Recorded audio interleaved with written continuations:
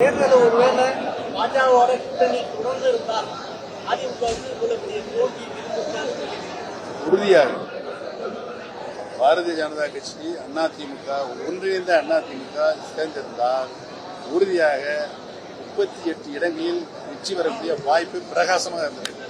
தேர்தலில் ஒருவேளை பாஜகவோட கூட்டணி தொடர்ந்து இருந்தால் அதிமுக இவ்வளவு பெரிய தோல்வி உறுதியாக பாரதிய ஜனதா கட்சி அதிமுக ஒன்றிணைந்த அதிமுக சேர்ந்திருந்தால் உறுதியாக 38 இடங்களில் வெற்றி பெறக்கூடிய வாய்ப்பு பிரகாசமாக இருந்தது.